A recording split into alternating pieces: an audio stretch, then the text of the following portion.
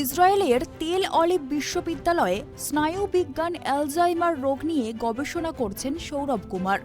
গত ১.৫ বছর তিনি ইসরায়েলের বাণিজ্য নগরী তেল অলিভে আছেন, কিন্তু এরকম পরিস্থিতি তৈরি হয়নি। যুদ্ধবিধ্বস্ত ইসরায়েলে আতঙ্কে রয়েছেন সৌরভের মতো অনেক ভারতীয়। সৌরভের বাড়ি হুগলির ধনিয়াখালীর ভান্ডারহাটিতে। উত্তরপাড়ায় তার পরিবার রয়েছে। স্ত্রী অনিন্দিতা বন্দ্যোপাধ্যায় উত্তরপাড়া প্যারিমোহন কলেজের ফিজিওলজির অধ্যাপক। 7 মাসের মেয়ের নাম অর্ণা। অনিন্দিতা জানান, খুবই দুশ্চিন্তায় আছেন। পুজোর আগে বাড়ি ফেরার কথা ছিল সৌরভের। 16 তারিখ বিমানের টিকিট কাটা আছে। যুদ্ধ বেঁধে যাওয়ায় এয়ার ইন্ডিয়ার সমস্ত ফ্লাইট বন্ধ করে দেওয়া হয়েছে। ইসরায়েলে আটকে পড়া ভারতীয়রা কি করে ফিরবেন তা নিয়ে দুশ্চিন্তায় পরিবার। ফোনে স্বামীর সঙ্গে কথা হচ্ছে অনিন্দিতার।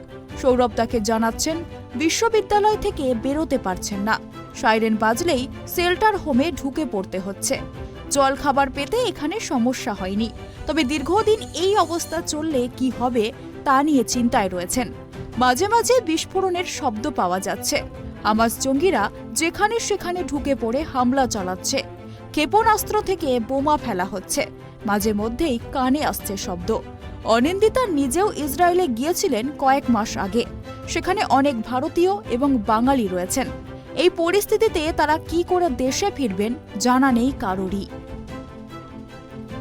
এখন ওই সাইরেনের মাঝামাঝি শব্দ শোনা যাচ্ছে এবং ওদের কাছে ইনস্ট্রাকশন দেওয়াই আছে যে সাইরেনের আওয়াজ শুনলে 1.5 মিনিটের মধ্যে ওদের যে সেফ হাউসগুলো করা আছে সেখানে শেল্টার হোমগুলোর মধ্যে যেতে হবে এবং তারপর ওখানে কিছুক্ষণ থেকে আবার চলে আসতে হবে। তো আমার সাথে ওর যা কথা হচ্ছে তাতে করে ওই গত শনিবার থেকে প্রায় এরকম মাঝে মাঝে এরকম সাইরেনের আওয়াজ শোনা যাচ্ছে এবং ওদেরকে সেখানে যেতে হচ্ছে সেফ হোমের মধ্যে এবং কিছুক্ষণ থেকে আবার আসতে হচ্ছে। তো এটাই চলছে।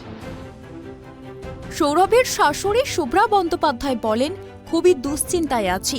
পুজোর আগেই জামাইয়ের বাড়ি ফেরার কথা ছিল। এখন এই পরিস্থিতিতে কি হবে জানি না।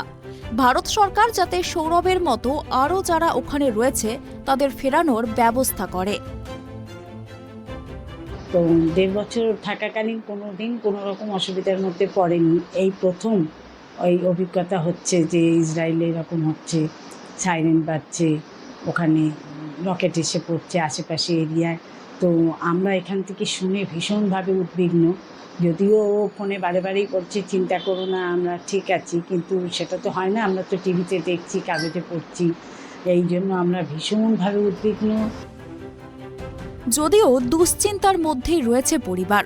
চাইছেন যারা ওখানে আটকে রয়েছে তারা সুস্থ অবস্থায় যে যার নিজের বাড়িতে ফিরে আসুক। হুগলি থেকে সোমনাথ ঘোষের রিপোর্ট, ট্রাইব টিভি।